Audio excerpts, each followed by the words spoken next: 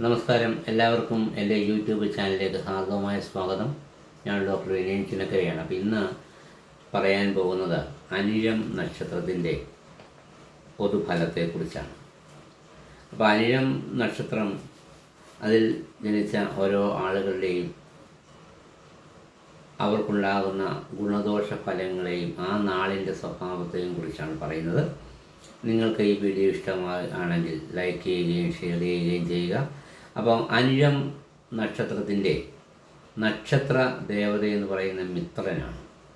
അപ്പം കശ്യപ പ്രജാപതിക്ക് ദക്ഷപുത്രിയായ അതിഥിയിൽ ജനിച്ച 12 പുത്രന്മാരെ അതിഥിയുടെ മക്കളാകയാൽ ആദിത്യന്മാർ എന്ന് ഇവരെ വിളിച്ചു വരുന്നു.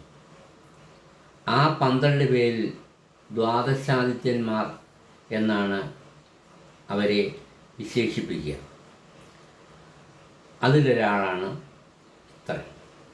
അപ്പം മിത്രൻ ഭാഗ്യം തരുന്ന ഒരു ദേവതയാണെന്നും ആ പേരിൽ തന്നെ സ്നേഹസ്പർശമുണ്ട്. ഈ ഗുണങ്ങൾ അനിഴം നക്ഷത്രക്കാരിലും ഉണ്ടെന്നാണ് പറയുന്നത്.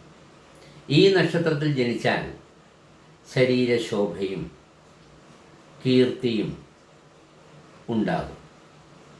ജീവിതത്തെ ഒരു ഉത്സവമായി കണക്കാക്കുകയും പലതരത്തിൽ സമ്പത്തുകൾ വന്നു ചേരുകയും ചെയ്യും. ഈ നക്ഷത്രത്തിൽ ജനിക്കുന്നവർ ധർമ്മം, അർത്ഥം, കാമം, മോക്ഷം എന്നീ പുരുഷാർത്ഥങ്ങളെ പൂർത്തിയാക്കുന്നവരും അന്യദേശത്ത് കഴിയുകയും അതുപോലെ തന്നെ ബന്ധുക്കൾക്കായി എപ്പോഴും ഓരോരോ കാര്യങ്ങൾ ഏർപ്പെട്ടുകൊണ്ടിരിക്കുന്നവരുമായിരിക്കും.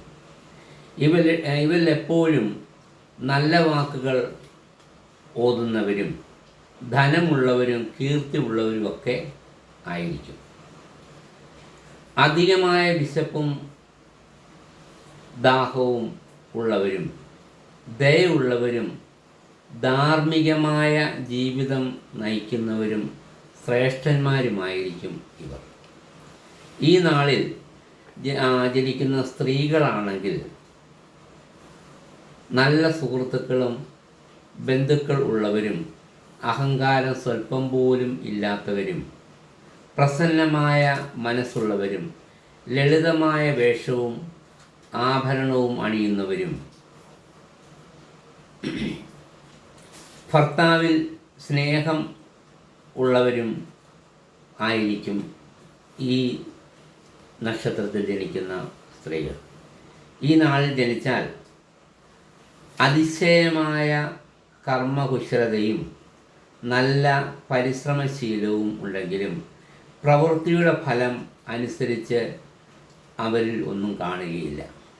സകല രംഗത്തും ആഭിജാത്യം പ്രകടിപ്പിക്കുന്ന ആളുകളാണ് ഇവർ.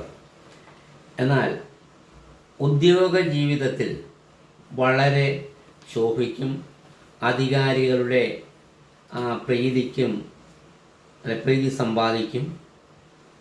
തീക്ഷ്ണ സ്വഭാവവും ആവേശശീലവും ഉണ്ടെങ്കിലും മനഃശക്തി ഇവർക്ക് വളരെ കുറവാണ്. അപ്രതീക്ഷിതങ്ങളായ പലവിധ പരിവർത്തനങ്ങളോടും മല്ലിട്ട് ജീവിക്കുന്നവരായിരിക്കും. ശരിയായ അച്ചടക്കത്തോടുകൂടി ഏത് കാര്യവും ശരിയായി കൈകാര്യം ചെയ്യുവാനുള്ള കഴിവും നയവും സാമർഥ്യവും ഒക്കെ ഈ നാളുകാരിൽ കണ്ടുവരും. എന്നാൽ വിഷാദാത്മകമായ ഒരു പ്രത്യേകത ഇവരെ സദാ അലട്ടിക്കൊണ്ടിരിക്കും. ബുദ്ധിയും കഠിന പ്രയത്നവും ഇവരുടെ പ്രത്യേകതകളാണ്. വൈകാരികമായ അസ്ഥിരത, മനപ്രയാസം എന്നിവയും ഇവരുടെ പൊതു ലക്ഷണങ്ങളാണ്. ചെറിയ കാര്യങ്ങൾക്ക് പോലും ഇവരെ മാനസികമായി ക്ലേശിപ്പിക്കുന്നതും പലപ്പോഴും വിദേശമാണ് കൂടുതൽ ഇവർക്ക് ഉയർച്ച ഉണ്ടാക്കുന്നത്. ഭാഗ്യാധിപനായ ചന്ദ്രൻ തന്നെ ജന്മരാശിയുടെ നീചാധിപത്യം ആയതുകൊണ്ടും ഭാഗ്യം വരുന്നതും പോകുന്നതും അറിയില്ല.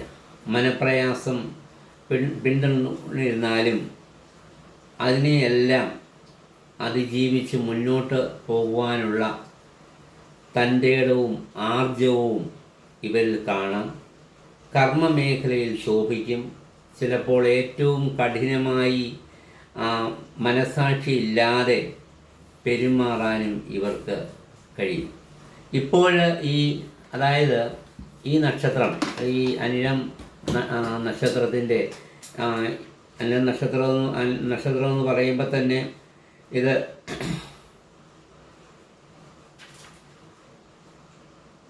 വൃശ്ചികക്കൂറിലെ നക്ഷത്രമാണ്.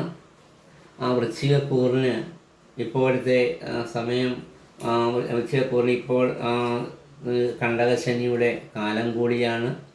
അപ്പോൾ ഇപ്പോഴത്തെ ഈ സമയം ഇവർക്ക് അത്ര ഗുണകരമായിട്ടല്ല കാണുന്നത്. ഏത് രംഗത്തും, അതായത് തൊഴിൽ രംഗത്തായാലും സാമ്പത്തിക രംഗത്തായാലും ഒക്കെ വളരെ പ്രയാസങ്ങൾ അനുഭവിക്കുന്ന ഒരു സമയമായിട്ടാണ് കാണുന്നത്. ഇവരുടെ പ്രവർത്തന മേഖല ഇപ്പോൾ വളരെ കാര്യക്ഷമമായി നടക്കുന്നില്ല. അതുപോലെ തന്നെ ജോലിഭാരം കൂടും. മറ്റുള്ളവരുടെ അപ്രീതിക്കൊക്കെ പാത്രീഭൂതരാകും.